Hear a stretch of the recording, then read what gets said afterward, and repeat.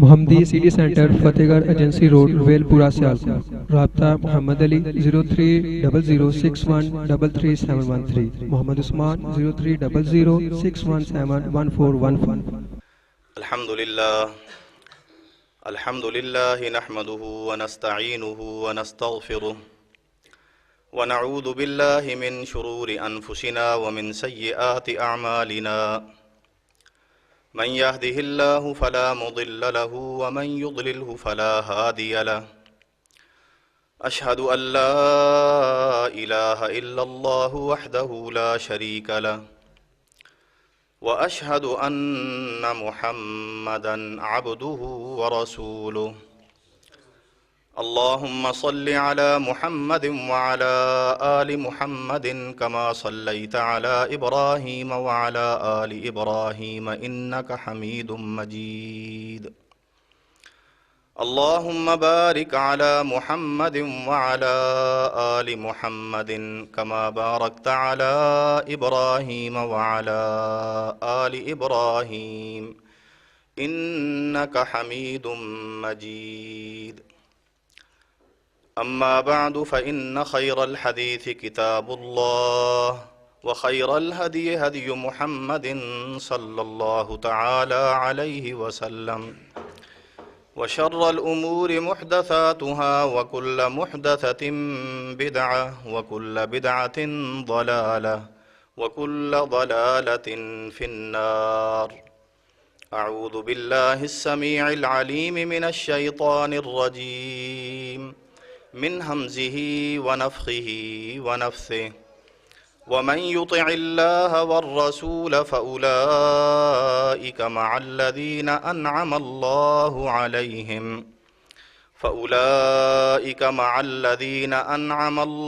عليهم من النبيين والصديقين والشهداء والصالحين وحسن أولئك رفيقا ذلك الفضل من الله وكفى بالله عليما۔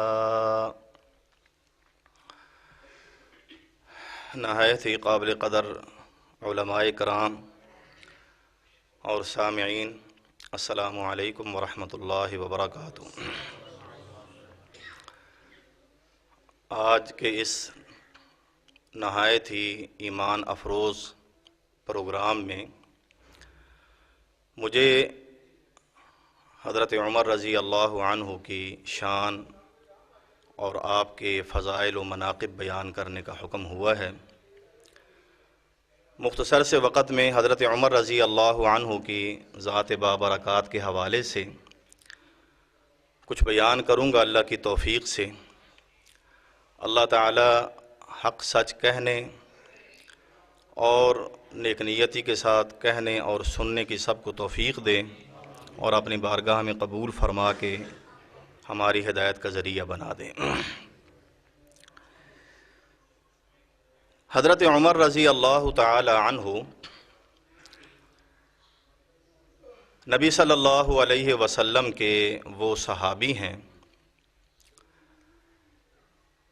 جن کو اللہ مالک الملک نے تمام صحابہ میں بہت اونچا مقام اور مرتبہ عطا فرمایا۔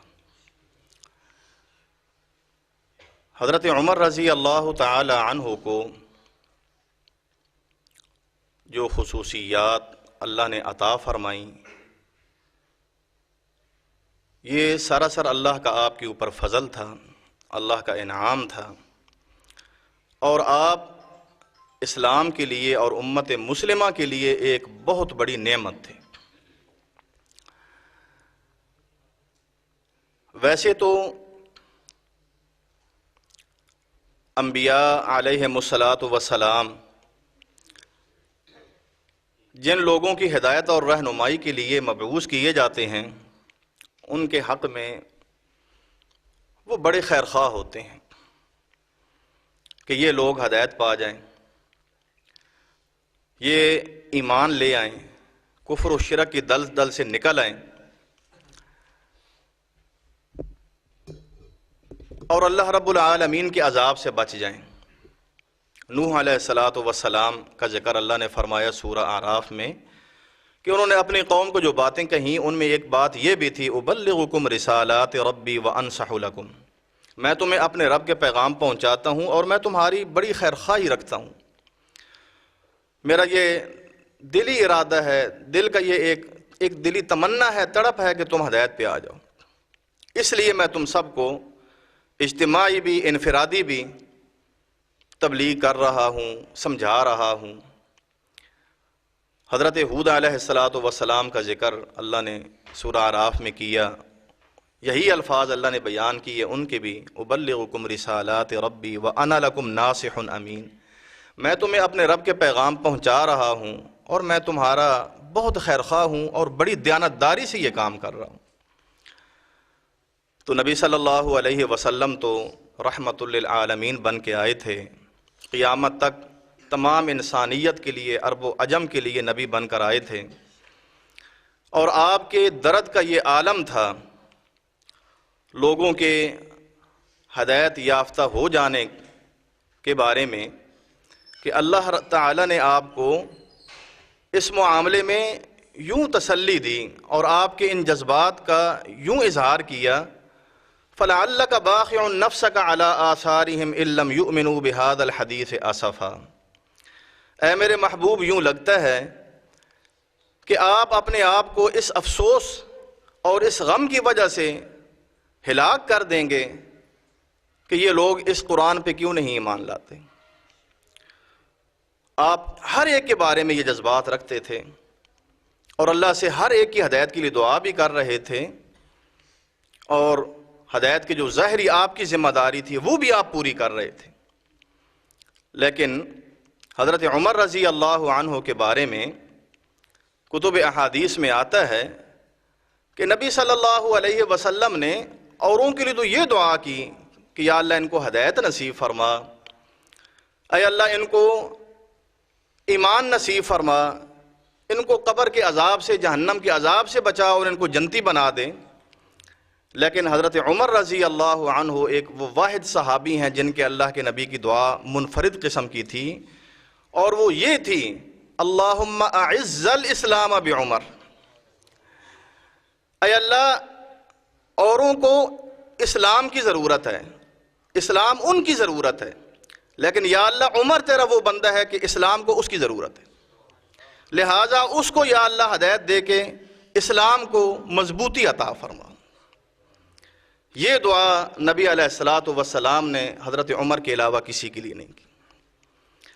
صحیح بخاری میں آتا ہے، حضرت عبداللہ بن مسعود رضی اللہ عنہ بیان کرتے ہیں کہ ہمارے وہ 6 سال نبوت کے، دعوت و تبلیغ کے ابتدائی 6 سال جس میں اکا دکا لوگ مسلمان ہو رہے تھے، تو کفار ان مسلمانوں کے اوپر ظلم و ستم ڈھانے میں شیر تھے، اور اسلام ان مسلمانوں کی وجہ سے بڑا کمزور تھا۔ مسلمانوں کو کلمہ حق کہنے کی جرت نہیں تھی، لوگوں کے سامنے نماز پڑھنے کی جرت نہیں تھی، بیت اللہ میں تو وہ نماز کا سوچ بھی نہیں تھے سکتے، جہاں نبی صلی اللہ علیہ وسلم کو نماز کی حالت میں کتنی آزمائش میں ڈالا گیا کہ آپ کے اوپر اونٹ کی اوجڑی اور گند لا کے ڈال دیا گیا، جس کو حضرت فاطمہ الزہرا جو اس وقت تھوڑی سی عمر کی تھیں، انہوں نے آ کے وہ بوجھ آپ سے ہٹایا اور اس طرح آپ سجدے سے اٹھ سکے۔ تو اور لوگ ان کو کیسے جرت ہوتی کہ وہ بیت اللہ میں نماز پڑھتے۔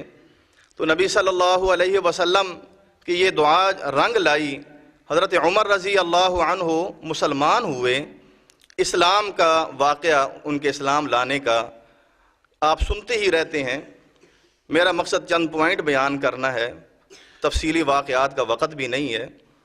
وہ مسلمان ہوئے تو جب دیکھا کہ مسلمان دار ارقم میں چھپے ہوئے ہیں، جو صفاق پہاڑی کے قریب ایک صحابی رسول کا گھر تھا، جس کو آپ نے دعوت و تبلیغ کا مرکز بنایا ہوا تھا، اور جہاں خفیہ طور پہ لوگ آپ کو ملتے اور آپ کے پاس بیٹھتے اور آپ سے دین سیکھتے۔ تو جب نماز کا وقت ہوا تو حضرت عمر رضی اللہ عنہ نے کہا اللہ کے رسول یہ کیا ہونے لگا ہے؟ فرمایا یہ نماز پڑھنے لگے ہیں، اللہ کی عبادت کرنے لگے ہیں۔ کہا چھپ کے، کیا ہم حق پہ نہیں ہیں؟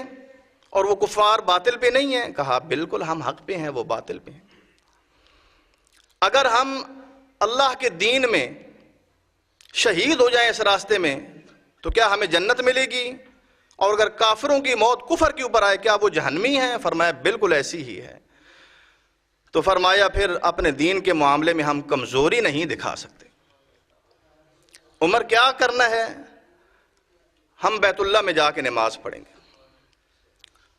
یہ وہ پہلا موقع تھا جب مسلمانوں کے اندر جرأت پیدا ہوئی، ہمت پیدا ہوئی، اپنے آپ کو نمایاں کرنے کا جذبہ پیدا ہوا، اور وہ کس کی وجہ سے ہوا؟ عمر رضی اللہ عنہ کی وجہ سے۔ چنانچہ حضرت حمزہ پہلے مسلمان ہو چکے تھے اور حضرت عمر آج مسلمان ہوئے۔ صحابہ دو صفوں میں، کچھ لوگ حضرت حمزہ کے پیچھے چل رہے تھے، کچھ حضرت عمر کے پیچھے، اور یہ دونوں شیر دل جوان اسلام کے جانباز سپاہی یہ ان کی لیڈ کر رہے تھے۔ نبی علیہ الصلوۃ والسلام ان کی جھرمٹ میں تھے، اور اس طرح یہ چلتے چلتے بیت اللہ پہنچے، اور وہاں حضرت عمر رضی اللہ عنہ کی اس جرأت اور جذبے کی وجہ سے وہ پہلا موقع تھا کہ مسلمانوں نے بیت اللہ میں باجماعت نماز ادا کی۔ نبی صلی اللہ علیہ وسلم کی جو نگاہ مردم شناس تھی وہ بالکل عین نشانے پہ لگی کہ اس وقت اگر کوئی شخص اسلام کے کام آ سکتا ہے اور جس کی وجہ سے اسلام کو مضبوطی مل سکتی ہے تو وہ عمر ہے۔ چنانچہ عمر رضی اللہ عنہ جب مسلمان ہوئے، عبداللہ بن مسعود بیان کرتے ہیں ان کے اسلام لانے کی دیر تھی کہ پھر دن بدن اسلام کو مضبوطی عطا ہوتی چلی گئی۔ پھر ہر آنے والا دن وہ اسلام کی مزید کامیابی کا دن تھا، حتیٰ کہ جب حضرت عمر رضی اللہ عنہ کو اللہ نے خلافت عطا فرمائی تو انہوں نے دنیا کے کونے کونے میں اسلام کو پھیلا دیا۔ یہ جو ہستی جن کا آج ذکر ہم کرنے لگے ہیں یہ عمر رضی اللہ عنہ، دوسرے لفظوں میں یوں سمجھیں کہ یہ اللہ اور اللہ کے رسول کی یہ مراد تھے۔ اللہ بھی یہی چاہتے تھے کہ عمر مسلمان ہو اور میرے دین کا سپاہی بنے، اور اللہ کے نبی بھی یہی چاہتے تھے۔ حضرت عمر رضی اللہ عنہ، اللہ نے آپ کو جو سچا جذبہ عطا فرمایا تھا، جو جس انسان کے اندر بھی ہو اور وہ اس جذبے کا اظہار کرے تو اللہ رب العالمین اس کو اونچا اور اعلیٰ مقام عطا فرماتے ہیں۔ وہ جذبہ تھا اللہ اور اللہ کے رسول کی سچی محبت اور ان کی اطاعت کا جذبہ، کہ اللہ کی محبت، اللہ کے رسول کی محبت، اللہ کے دین کی محبت ان کے دل میں کوٹ کوٹ کے بھری ہوئی تھی، اور پھر اس وجہ سے انہوں نے دنیا کی ہر چیز کو ان کے مقابلے میں قربان کر دیا۔ اور یہ جس انسان کے اندر بھی محبت کا جذبہ آ جائے، اطاعت کا جذبہ، تو وہ یقیناً کامیاب ہی ہے۔ اللہ رب العالمین نے اپنی اور اپنے نبی کی اطاعت کرنے والے لوگوں کو نبیوں کے بعد 4 قسم کے لوگوں میں تقسیم کیا ہے۔ اللہ فرماتے ہیں وَمَن يُطِعِ اللَّهَ وَالرَّسُولَ فَأُولَٰئِكَ مَعَ الَّذِينَ أَنْعَمَ اللَّهُ عَلَيْهِمْ مِنَ النَّبِيِّينَ وَالصِّدِّيقِينَ وَالشُّهَدَاءِ وَالصَّالِحِينَ۔ فرمایا جو بھی اللہ اور اس کے رسول کی اطاعت کرے گا، وہ کوئی بھی ہو، جس نے بھی اللہ اور اللہ کے رسول کی اطاعت و فرما برداری کو اپنی زندگی کا حقیقی مشن اور مقصد بنا لیا کہ میرے زندگی کا مقصد کیا ہے، اللہ اور اللہ کے رسول کی اطاعت، ان کی بات ماننا، ان کو راضی کرنا، یہ میری زندگی کا مقصد ہے۔ فرمایا جو بھی یہ کام کرے گا وہ ان لوگوں کے ساتھ ہوگا جن پر اللہ نے انعام کیا ہے۔ وہ اللہ کے انعام یافتہ بندے سب سے پہلے نمبر پہ کون ہے؟ انبیاء علیہم الصلاۃ والسلام۔ فرمایا ان کے بعد وہ کن لوگوں کے ساتھ ہوگا؟ صدیقین کے ساتھ۔ اور ان کے بعد کون ہے؟ شہداء۔ ان کے بعد کون ہے؟ صالحین۔ اور فرمایا وَحَسُنَ أُولَٰئِكَ رَفِيقًا، ان لوگوں کی رفاقت اور ان لوگوں کا ساتھ کتنا ہی اچھا ہے۔ اللہ ہمیں یہ نصیب فرما دے۔ ذَلِكَ الْفَضْلُ مِنَ اللَّهِ۔ اور فرمایا یہ کوئی بھی انسان اپنے لیاقت یا اپنی صلاحیت کی بنا پہ نہیں کر سکتا، یہ سب اللہ کا فضل ہوتا ہے۔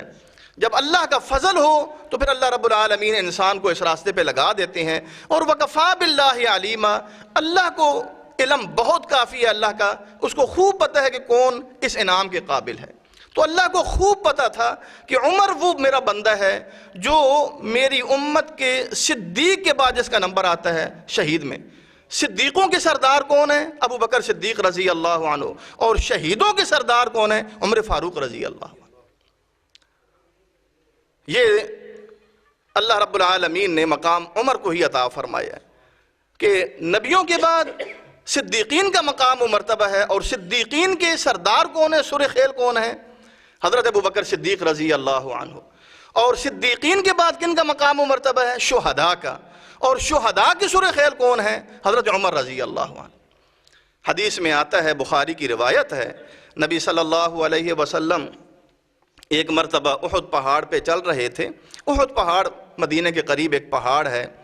اس کو بھی اللہ تعالیٰ نے، اللہ جس چیز کو چاہے چن لیں اور اس کو جو مقام چاہے عطا فرما دیں. وہ انسان ہوں، وہ فرشتے ہوں، وہ زمین کا کوئی ٹکڑا ہو، وہ پہاڑ ہو کوئی، اللہ جس کو چاہے مقام عطا فرما دیں.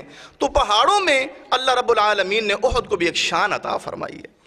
اللہ کے نبی فرماتے ہیں ھذا جبل یحبنا ونحبہ. یہ جو احد پہاڑ ہے یہ ہم سے محبت کرتا ہے اور ہم اس سے محبت کرتے ہیں. جنگ احد بھی اسی دامن میں ہوئی تھی. یہی وہ پہاڑ ہے جس نے نبی صلی اللہ علیہ وسلم کو جب کفار نے آپ کے اوپر تابڑ توڑ حملے کر کے آپ کے بالکل قریب پہنچ چکے تھے تو سمجھے یہی پہاڑ تھا جو آپ کی کمین گاہ بنا تھا، جہاں آپ چھپے تھے اور صحابہ کرام نے آپ کی حفاظت کی تھی.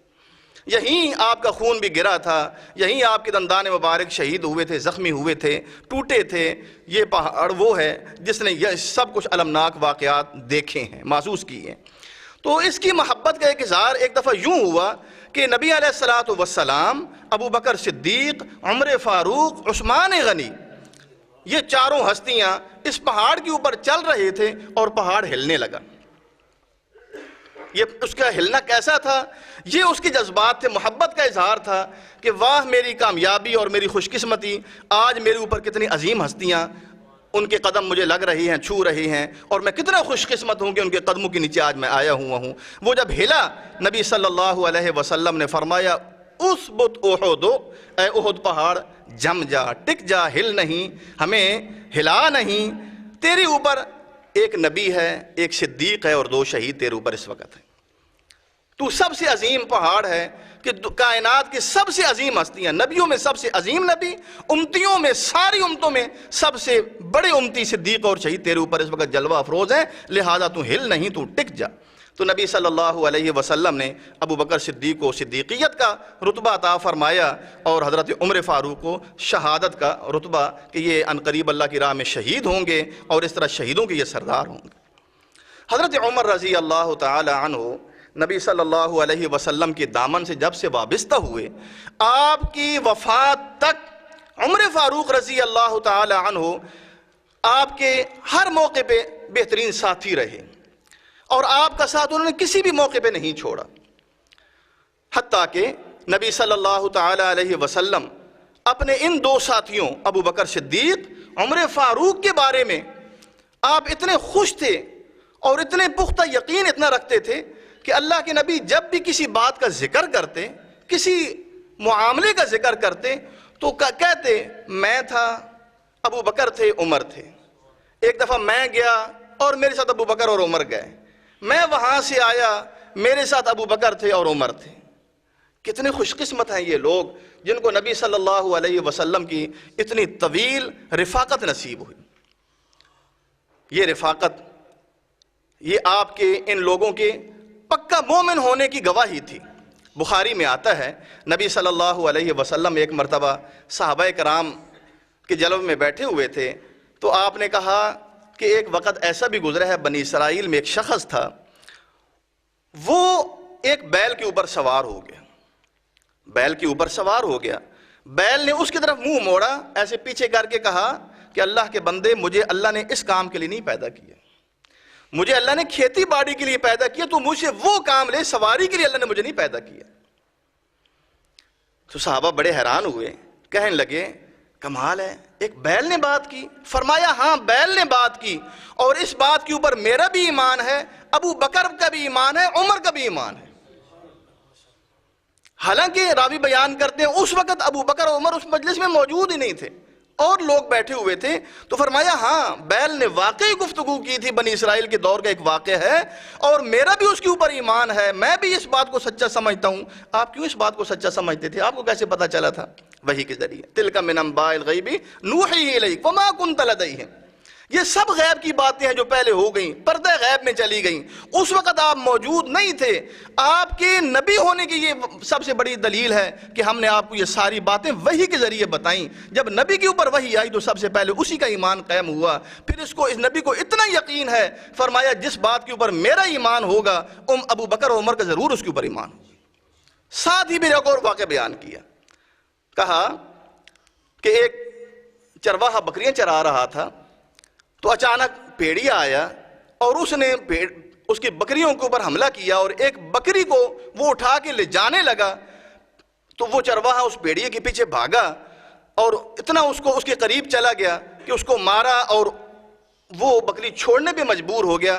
بکری اس نے چھوڑ کے دور جا کے فاصلے پہ بیٹھ گیا اور کہنے لگا وہ چرواہے اس وقت تو کیا کرے گا جب ایک وقت ایسا بھی آئے گا کہ جب لوگ سارے ان کی کیفیت یہ ہوگی کہ وہ خوف میں اس طرح مبتلا ہو جائیں گے قیامت کے قریب کہ اس وقت ان بکریوں کے چرواہے، ان بکریوں کے سارے نگران وہ ہم ہی ہوں گے، بندے کوئی نہیں رہیں گے۔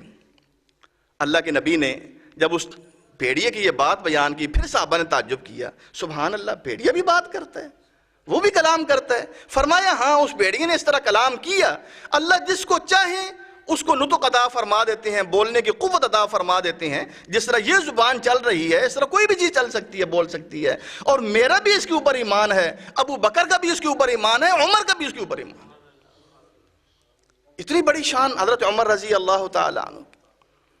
حضرت عمر رضی اللہ تعالی عنہ وہ اللہ رب العالمین کے نیک بندے ہیں، اور نبی علیہ السلام کے وہ عظیم صحابی ہیں کہ جن کے بارے میں نبی صلی اللہ علیہ وسلم نے دو مختلف موقع پہ دو باتیں بیان فرمائیں۔ ایک بات تو یہ بیان فرمائی، عقبہ بن عامر رضی اللہ عنہ بیان کرتے ہیں، ترمذی کی روایت ہے، اللہ کے نبی نے فرمایا کہ اگر میرے بعد اللہ تعالیٰ نے کسی کو نبی بنا کے بھیجنا ہوتا، اگر میرے بعد کوئی نبی آنا ہوتا تو یقیناً میرے بعد عمر ہی نبی بنتا، لیکن میرے بعد نبی آنے والی کوئی نہیں، میں آخری نبی ہوں۔ دوسری نبی صلی اللہ علیہ وسلم نے یہ بات ارشاد فرمائی، بخاری کی روایت ہے، آپ نے فرمایا لوگوں بنی اسرائیل میں ایسے بھی لوگ ہوئے ہیں جو نبی نہیں ہوتے تھے، محدثون، وہ محدث ہوتے تھے۔ محدث کا معنی علماء نے مختلف معانی بیان کیے ہیں۔ محدث وہ ہوتا ہے جس کی سوچ اور سمجھ اللہ رب العالمین اتنی پاک، صاف اور درست بنا دیتے ہیں کہ بغیر قصد اور ارادے کی بھی ان کی زبان سے صحیح بات ہی نکلتی ہے۔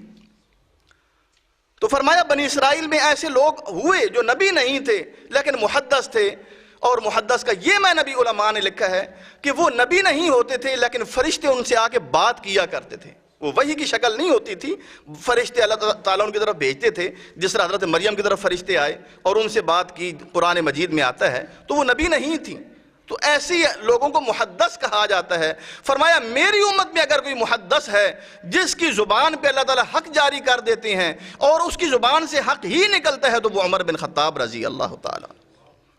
اب ان کے حق اور درست بات کی اندازہ کریں کہ اللہ رب العالمین نے ان کے خیالات کو اتنا بلند بنایا تھا، اتنا پاکیزہ بنایا تھا، اور ان کی سوچ اتنی بلند تھی کہ اللہ رب العالمین نے ان کی زندگی کے دو تین واقعات کو اور ان کی زبان سے نکلی ہوئی دو تین باتوں کو قرآن کا حصہ بنا دیا۔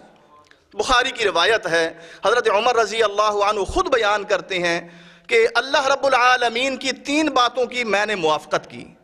حالانکہ حقیقت یہ تھی کہ انہوں نے ایک بات کی تھی تو اللہ نے اس کے موافق آیات نازل کی، لیکن انہوں نے ادب میں یہ بات یوں نہیں کی کہ اللہ نے میری موافقت کی، نہیں، بلکہ یہ کہا کہ میں نے اپنے رب کی تین باتوں میں موافقت کی۔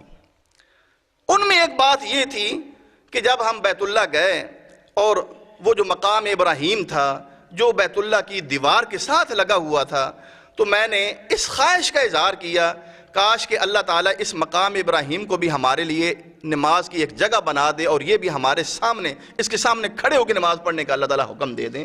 اس کو بھی اللہ نے بڑا مقام دیا ہے اور ہم چاہتے ہیں، میری یہ خواہش ہے کہ اللہ تعالیٰ اس کو بھی ہمارے لیے جو ہے ایک قبلہ اور سترے کے طور پہ مقرر فرما دے۔ چنانچہ اللہ رب العالمین نے بہت جلد یہ آیت کریمہ نازل فرما دی وَاتَّخِذُوا مِن مَقَامِ إِبْرَاهِيمَ مُصَلًّى۔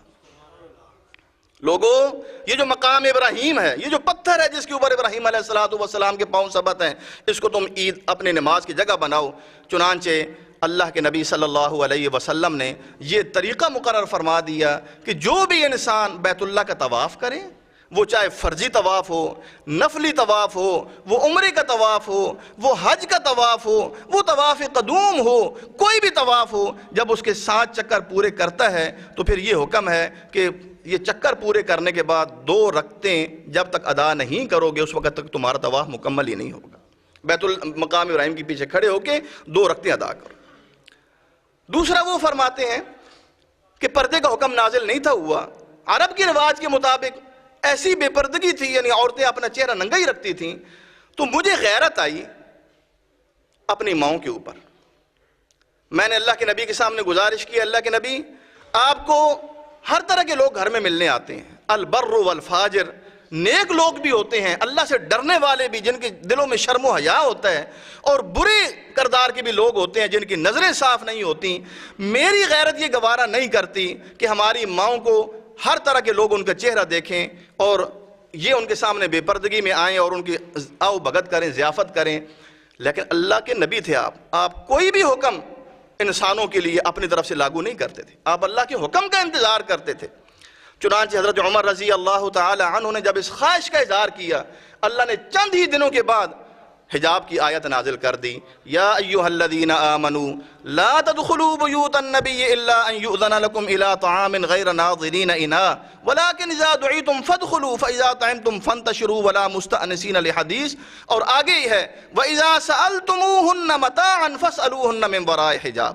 جب بھی ان کے گھروں میں آنے کی ضرورت پڑے، ان سے کچھ لینا دینا ہو، پردے کے پیچھے بات کرنی ہے، وہ تمہارے سامنے نہیں آ سکتی، تم ان کا چہرہ نہیں دیکھ سکتے۔ تیسرا فرماتے ہیں کہ نبی صلی اللہ علیہ وسلم کی ازواج مطہرات نے، وہ بشر تھیں، انسان تھیں، ان کے دلوں میں بھی دنیا کی خواہشات آتی تھیں، لیکن جیسے جیسے اللہ کی طرف سے تربیت ہوتی جاتی تھی وہ اس کو مانتی جاتی تھیں۔ ایک مرتبہ انہوں نے سب نے مل کر نبی صلی اللہ علیہ وسلم سے مطالبہ یہ کیا کہ اللہ کے رسول، یہ جو زندگی ہماری گزر رہی ہے آپ کے گھر میں، ہماری خوش قسمتی کے کیا کہنے، لیکن اس میں تنگی ترشی بہت ہے، بھوک بہت ہے، آسائشیں بہت کم ہیں، ہمیں نان و نفقہ ذرا زیادہ دیا جائے، دیگر عورتوں کی طرح ہم بھی اچھا پہنیں، اچھا کھائیں۔ نبی علیہ السلام کا تو یہ ذہن تھا، مالی وللدنیا، مجھے دنیا سے کیا غرض، میں تو ایک ایسے مسافر کی طرح ہوں، یہاں آیا ہوں جو ایک درخت کے نیچے لیٹ کر آرام کر کے پھر آگے چلا جاتا ہے، وہ اپنا گھر بسانا اور آسائشیں اکٹھی کرنا اس کا مقصد نہیں ہوتا۔ تو چونکہ وہ ازواج مطہرات ہیں، گھروں میں جب ساز و سامان ہوگا تو نبی بھی متاثر ہوگا۔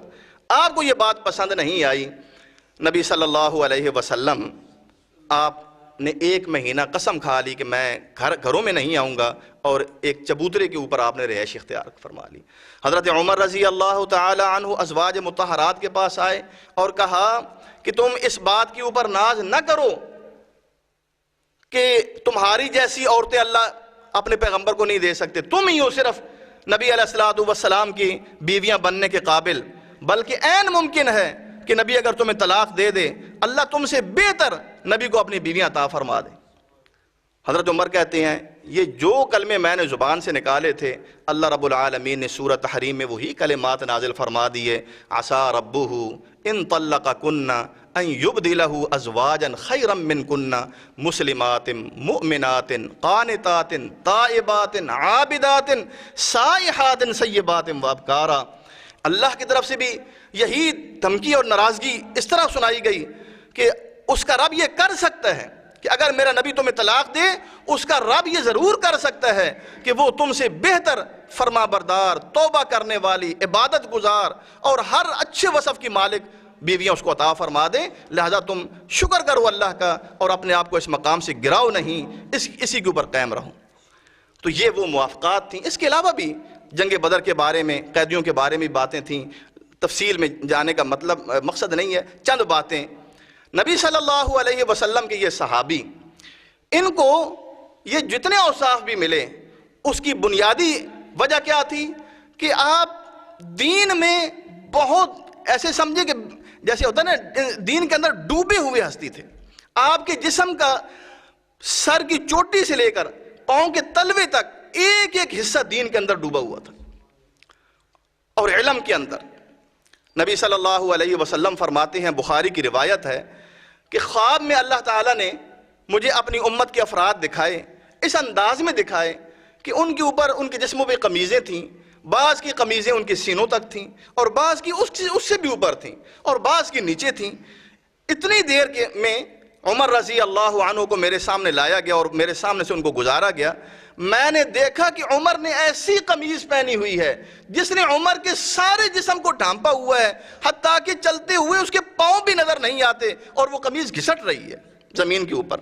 لوگوں نے پوچھا, اللہ کے نبی اس کی تعبیر کیا ہے جو آپ نے خواب دیکھا ہے؟ اور نبیوں کے خواب تو سچے اور وحی ہوتے ہیں, یہ کوئی خیالات تو نہیں ہیں, یہ تو حقیقت ہے. تو عمر کو جو قمیض میں مکمل قمیض میں دکھایا گیا, اس کا کیا مطلب ہے؟ فرمایا اس کا مطلب دین ہے. عمر مکمل دین کے اندر ہے, اس جیسا دین کسی میں نہیں.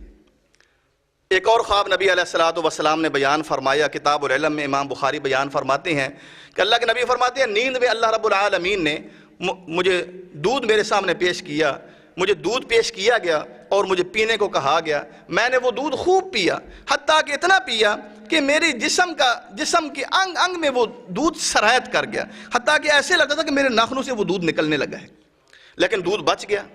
وہ دودھ میں نے عمر کو دیا اور عمر نے پی لیا. فرمایا اللہ کے نبی اس کی کیا تعویل ہے, اس کی کیا تعبیر ہے؟ فرمایا اس کی تعبیر علم کی ہے, کہ اللہ نے مجھے جو علم دیا ہے میں نے وہ اپنا علم عمر کی طرف منتقل کر دیا.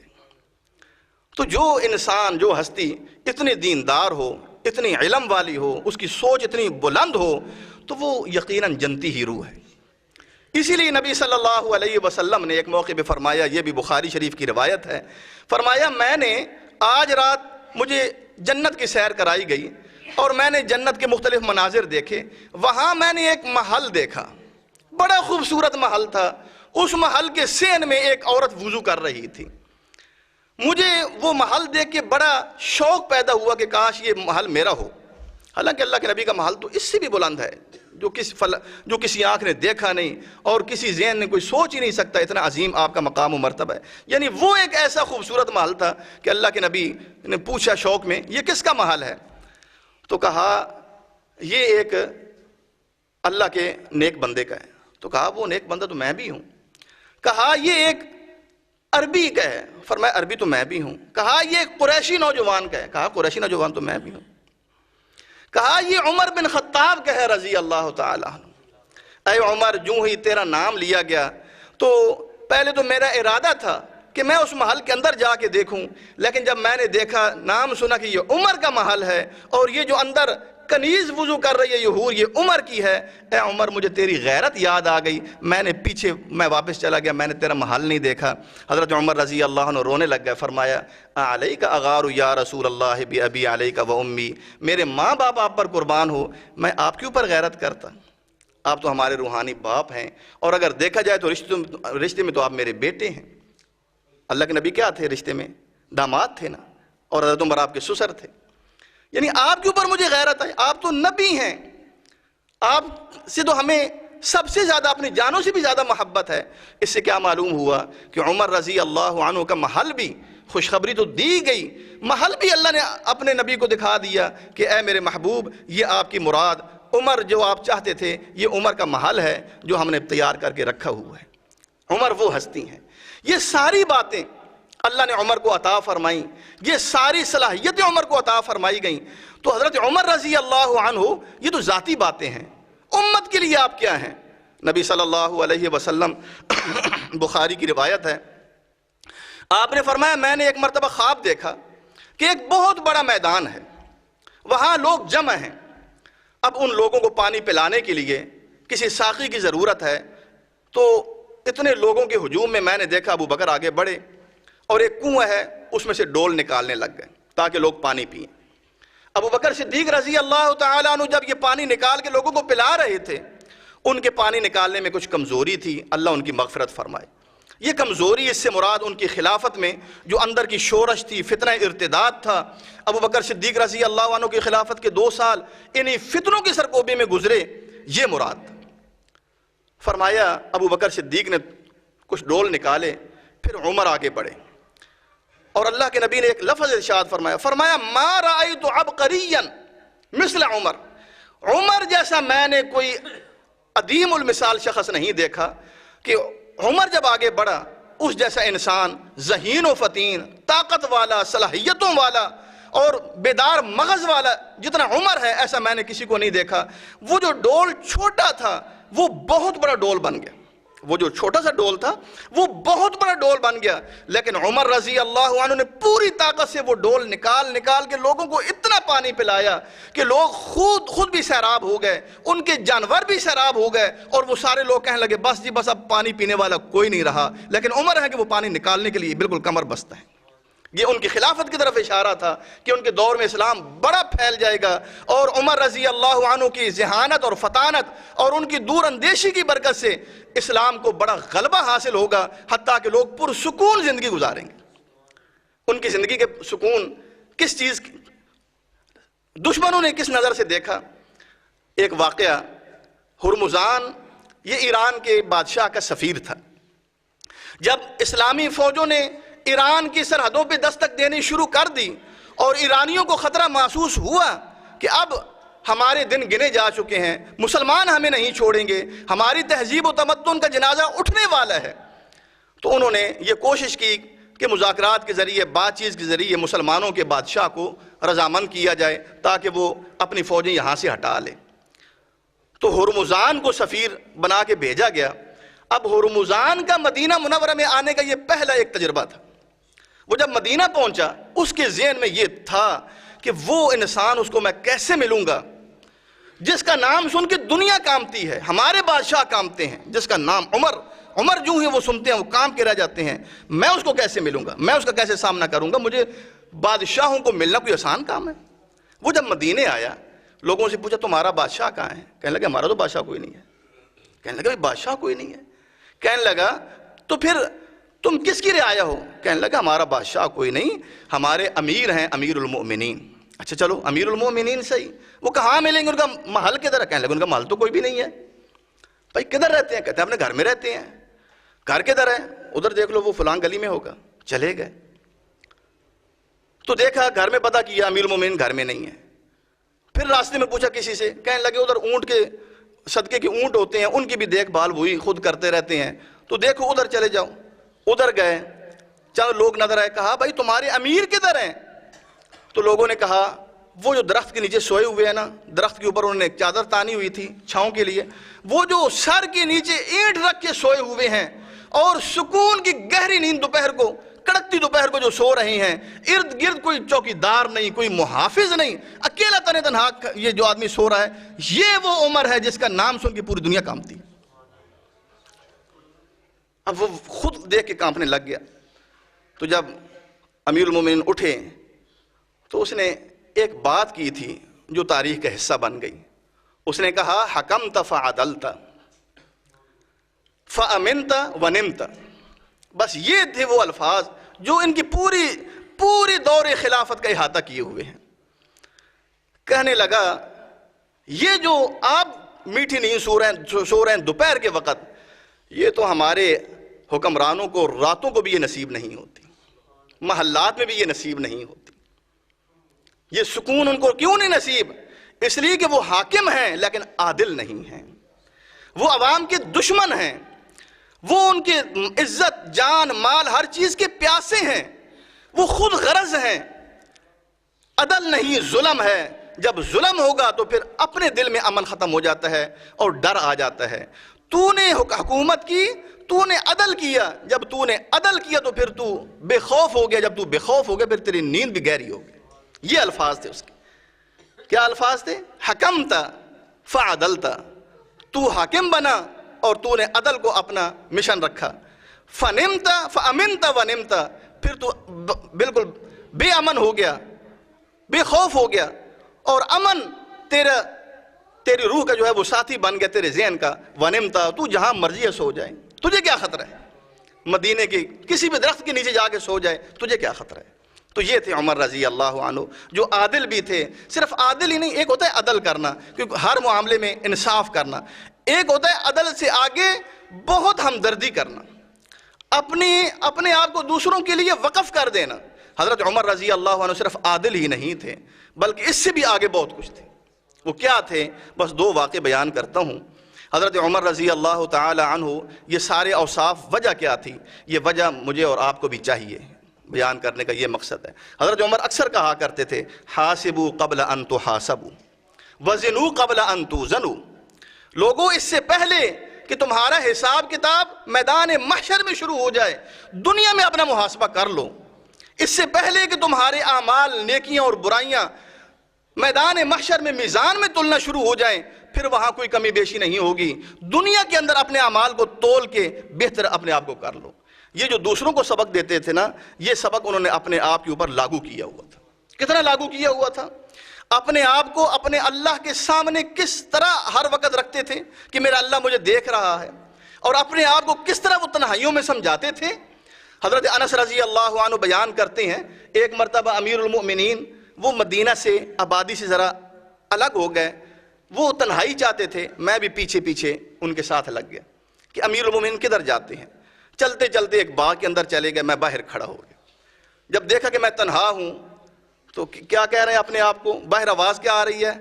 بخن بخن امیر المؤمنین، امیر المؤمنین، واہ واہ، تو امیر المؤمنین بنا پھر رہا ہے، تو امیر المؤمنین ہے، تو امیر، سمجھا رہے ہیں کہ تو امیر المؤمنین کا لفظ سن کے اپنے آپ کو تو پھول جاتا ہے۔ اب دیکھیں نا، ہم بھی ہیں، چھوٹا سا کوئی عہدہ ملتا ہے، پتہ نہیں کیا سمجھتے ہیں اپنے آپ کو۔ یہ عمر دیکھیں، اس کو کہتے ہیں محاسبہ، اس کو کہتے ہیں مراقبہ، کہ اللہ سب سے بڑا ہے، میں کچھ بھی نہیں ہوں۔ یہ جس انسان کے اندر یہ ہو، اللہ اسی کو عظمت دیتے ہیں۔ یہ تواضع اور عاجزی، کہا بخن بخن امیر المؤمنین، امیر المؤمنین، واہ امیر المؤمنین ہے تو امیر المؤمنین ہے۔ لَتَتَّقِيَنَّ اللَّهَ أَوْ لَيُعَذِّبَنَّكَ اللَّهُ یا عمر، عمر اللہ سے ڈر جا، ورنہ اللہ تعالیٰ تجھے بڑا سخت عذاب دے گا۔ یہ تنہائی میں کیا اپنے آپ کو سمجھا رہے ہیں؟ یہ ہے مراقبہ، اس کو مراقبہ کہتے ہیں۔ ان اللہ کان علیکم رقیبا، اللہ تمہاری نگرانی کر رہا ہے، اللہ تمہیں دیکھ رہا ہے۔ اگر مجھے اور آپ کو اللہ دیکھ رہا ہے تو امیر المومنین کو کتنا اللہ دیکھ رہا ہوتا ہے، جس کے ماتحت لوگ اللہ کی نبی کی امت ہوتی ہے، چھوٹے بڑے نیک بد سارے کے سارے، اللہ ان کی کتنی نگرانی کر رہا ہوتا ہے۔ یہ احساس ان کو تھا۔ ان کو ایک اور بھی احساس تھا کہ ہمیں یہ کہا گیا کہ جنت تمہاری منتظر ہے، اور اللہ نے دنیا میں یہ بتا دیا ہوا ہے، تلک الدار الآخرہ نجعلها للذین لا یریدون علوا فی الارض ولا فسادا والعاقبۃ للمتقین۔ وہ جو آخرت کا گھر ہے، وہ جنت، وہ انہی لوگوں کو ہم دیں گے جو دنیا میں نہ تو تعلی اور بڑائی چاہتے ہیں، نہ کوئی فساد چاہتے ہیں، اور بہترین انجام متقی لوگوں کا ہے۔ تو وہ دنیا میں بڑائی نہیں چاہتے تھے، ان کے اندر تواضع تھی، ان کے اندر عاجزی تھی، جو میرے اور آپ کے اندر بھی ہونی چاہیے اگر ہم آخرت میں کامیاب ہونا چاہتے ہیں۔ تعلی نہیں ہونی چاہیے، بڑائی نہیں ہونی چاہیے، میں بڑا ہوں، میرا خیال کیا جائے، میرے مراتب کا خیال نہیں رکھا گیا، مجھ سے صحیح بات نہیں کی گئی۔ یہ چیزیں جو اپنے آپ کو دنیا میں بڑا بناتا ہے، وہ اللہ کے ہاں مچھر کے پر سے بھی نیچے گر جاتا ہے۔ اللہ کے ہاں بڑے وہ ہوتے ہیں جو اپنے آپ کو بہت ہلکا سمجھتے ہیں۔ امیر المؤمنین، ان کا ذہن کیا تھا؟ یہ کس طرح کے یہ لوگ تھے، یا ان کے باقی ساتھی کیا تھے؟ ایک مرتبہ مدینہ منورہ میں رات کو ایک تاجروں کا قافلہ آیا، اور وہ اس جگہ انہوں نے پڑاؤ ڈالا جس جگہ اس وقت عیدگاہ تھی۔ مسجد سے یعنی جب قبلے کی طرف منہ کریں تو دائیں جانب ایک جگہ تھی جس کو مصلی یا عیدگاہ کہا جاتا تھا، وہ ایک میدان تھا۔ تو وہ لوگ تاجر وہاں آ کے انہوں نے آرام کیا۔ کچھ لوگ اپنے ساتھ کوئی فیملی بھی لے آتے ہیں۔ تو حضرت عمر رضی اللہ عنہ نے حضرت عبد الرحمن بن عوف کو کہا، جو خود عشرہ مبشرہ صحابہ میں سے ہیں، کہا عبد الرحمن، آج مدینہ منورہ میں کچھ تاجر آئے ہیں، مال و متاع بھی ان کے پاس رات کو ہے، ہمیں ڈر ہے کہ کہیں کوئی چور رات کو ان کا مال چرا کے نہ لے جائے، ان کا نقصان نہ ہو جائے، کیا آپ جنت کمانا چاہتے ہیں، اللہ کو راضی کرنا چاہتے ہیں؟ کہنے لگے کیوں نہیں، کیا حکم ہے؟ فرمایا آج میں اور آپ اس قافلے کی رات کو حفاظت کریں گے اور پہرا دیں گے۔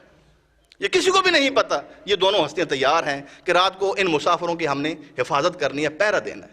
چنانچہ جب رات پڑ گئی، اندھیرا اور لوگ سو گئے، یہ دونوں نکلے اور اس قافلے کے ارد گرد گشت کرنا شروع کر دیا، اور پھر دیکھا کہ رات بڑی لمبی ہے، وقت ضائع کیوں کرتے ہیں؟ کہنے لگے ہم باری باری نماز پڑھنا شروع کر دیتے ہیں، کچھ دیر تم جو ہے وہ گشت کرتے رہو اور میں نماز پڑھتا ہوں، پھر میں گشت کروں گا اور تم نماز پڑھنا، وقت کیوں ضائع کریں؟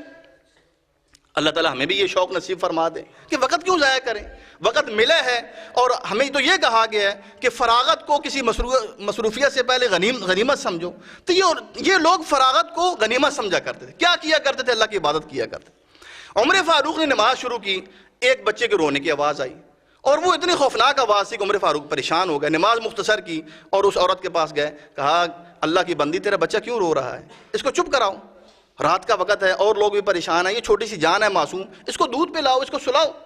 یہ کہہ کے پھر نماز شروع کر دی جا کے۔ تھوڑا سا وقت گزرا، پھر بچے نے رونا شروع کر دیا۔ جب اس نے رونا شروع کر دیا حضرت عمر رضی اللہ عنہ پھر بے چین ہو گئے، نماز مختصر کر کے سلام پھیرا، پھر کہا اللہ کی بندی تیرا بچہ رو رہا ہے، اس کو کیا اس کو چاہیے؟ کوئی تکلیف ہے؟ اس کا علاج کرو، بھوکا ہے دودھ پلاؤ، اور رات کو اس کو یہ رو کیوں رہا ہے؟ اس کو سلاؤ۔ پھر جا کے نماز شروع کر دی۔ اس نے کہا ٹھیک ہے جی، ان کو کیا پتا تھا یہ کون ہے، کہنے لگے ٹھیک ہے جی آپ بس اپنا کام کریں، میں کرتی ہوں کوشش۔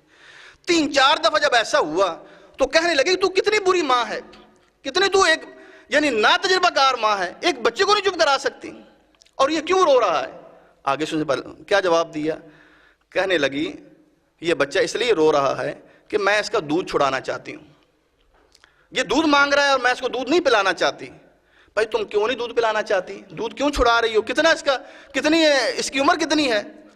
اس کی عمر تقریباً 9 مہینے ہے، سال کا بھی نہیں ہوا، اور قرآن میں کیا ہے کہ دودھ کی عمر 2 سال ہے، 2 سال تک دودھ پلانا چاہیے اگر کوئی پوری مدت دودھ پلانا چاہے تو کہا کہ سال بھی نہیں ہوا، 9 مہینے، اور تو دودھ کیوں چھڑا رہی ہے؟ کیا مجبوری ہے؟ کہنے لگی اس لیے کہ امیر المومنین ان بچوں کا وظیفہ جاری کرتے ہیں جو دودھ جن کا چھوٹ جاتا ہے، دودھ پیتے بچوں کا وظیفہ نہیں شروع ہوتا، جب دودھ چھوٹ جاتا ہے پھر ان کا وظیفہ بیت المال سے لگ جاتا ہے۔ تو میں یہ چاہتی ہوں کہ یہ ہمارے پاس اتنے وسائل نہیں، اس کو بھی وظیفہ بیت المال سے ملنا شروع ہو جائے، تو لہٰذا میں اس کو دودھ چھڑانا چاہتی ہوں۔ اللہ اکبر! حضرت عمر رضی اللہ عنہ کی حالت بدل گئی، کہنے لگے واہ سوءتا عمر، عمر تیرا ستیہ ناس ہو جائے۔ پوری رات روتے ہوئے گزری، حتیٰ کہ یہ کیفیت تھی کہ صبح جب نماز کے لیے مصلی پہ کھڑے ہوئے پھر بھی سنبھل نہیں سکے، اور روتے روتے نماز پڑھائی، لوگوں کو یہ پتہ نہیں تھا چل رہا حضرت عمر پڑھ کے آ رہے ہیں۔ ایسی گلگیر آواز میں پوری نماز مکمل کی۔ جب نماز سے فارغ ہوئے تو ممتاز صحابہ آپ کے پاس آئے، کہنے لگے امیر المومنین کیا پریشانی ہے؟ آپ بڑے پریشان نظر آ رہے ہیں۔ کہنے لگے پریشانی کیوں نہ ہو، پتہ نہیں میں نے کتنے مسلمان بچوں کو مار دیا ہے۔ بھائی کیسے مار دیا ہے؟ کہ میں نے جب یہ وظیفے جاری کیے ہیں کہ جو بچے جن کے دودھ کی عمر پوری ہو جائے اور دودھ چھوٹ جائے ان کو بیت المال سے وظیفے ملیں گے، تو ماؤں نے پتہ نہیں کتنے بچوں کو قبل از وقت ہی دودھ چھڑا دیے ہیں۔ ہونا کیا چاہیے؟ کہا آئندہ یہ ہوگا کہ بیت المال سے ہر اس بچے کا وظیفہ جاری ہو جائے گا جو ہی پیدا ہوگا، پیدا ہوتے ہی وظائف جاری ہو جائیں گے۔ آج یہ سارے کے سارے قانون کون اپنا رہے ہیں؟ یورپ اور کافر لوگ۔ کس کے؟ عمر فاروق کے۔ ان کے اندر یہ درد ہے، ایمان نہیں ہے۔ ہم ایمان کا دعویٰ تو کر رہے ہیں لیکن انسانیت کے لیے ہم ظالم ہیں، دوسروں کے اوپر ظلم کرنے والے ہیں۔ ہمیں عمر سے کیا نسبت ہے؟ عمر فاروق رضی اللہ تعالی عنہ رات کو گشت کر رہے ہیں، ایک خیمے کے پاس گزرے، ایک آدمی بیٹھا ہوا ہے اور اندر ایک عورت ہے وہ کرا رہی ہے۔ کہا کہاں سے آئے ہو؟ کہا صحرا سے آیا ہوں۔ کہا کیا کام ہے؟ کہا عمر فاروق امیر المومنین کو ملنا ہے، عمر کو ملنا ہے۔ کہا یہ اندر آواز کس چیز کی آ رہی ہے؟ اس کو نہیں تھا پتہ یہ کون ہے۔ کہنے لگا اپنے کام سے کام رکھو، تمہیں کیا لگے؟ کہا نہیں میرا یہی کام ہے، مجھے تم بتاؤ یہ اندر عورت کیوں رو رہی ہے، اس کی آواز کیوں یہ تکلیف دہ آ رہی ہے؟ اس نے کہا بات یہ ہے کہ میں مسافر ہوں، میری بیوی درد ذیل میں مبتلا ہے، مال نہیں، وسائل نہیں، خالی ہاتھ ہیں، اور کوئی بندہ بھی نہیں جو اس کی دادرسی کرے، جو اس موقع پہ کوئی عورت اس کے کام آئے۔ امیر المومنین نے کہا تھوڑی دیر بس انتظار کرو، میں آیا۔ گھر گئے، اپنی بیوی کو کہا نیکی کا ایک موقع اللہ نے دیا ہے، کیا جنت کمانا چاہتی ہو؟ کہا بالکل کمانا چاہتے ہیں۔ کہا پھر ایک عورت کی دادرسی کے لیے تیاری کرو، جو سامان ضرورت ہوتا ہے وہ لو، اور خود کھانے کا سارا سامان حتیٰ کہ چولہا تک اور سارے وہ ایندھن اٹھایا اپنی پشت کے اوپر، اور اپنی بیگم کو کہا اندر چلی جاؤ، اور باہر خود کھانا پکانا شروع کر دیا۔ آٹا گوندا، آگ جلائی، ہنڈیاں پکائی، روٹی پکا رہے ہیں، اندر سے آواز آئی، اے امیر المومنین، اپنے دوست کو، اپنے بھائی کو بچے کی خوشخبری سناؤ۔ اس نے جو ہی سنا امیر المومنین، وہ دبک گیا، ڈر گیا، پیچھے ہو گیا، کہنے لگا ڈرنے کی جگہ نہیں ہے، کوئی بات نہیں ہے، کوئی بات نہیں ہے، میں تمہارا خادم ہوں، صبح میرے پاس آنا، انشاءاللہ میں تیری مدد کر دوں گا۔ یہ تھے عمرا، یہ تھے شان عمر۔ یہ شان ہوتی ہے اعمال کی، کردار کی، اوصاف کی۔ اللہ تعالی ہمیں بھی یہ نصیب فرمائے اور ان کے نقش قدم پہ چلنے کی توفیق عطا فرمائے۔ اقول قولی ھذا واستغفر اللہ لی ولکم۔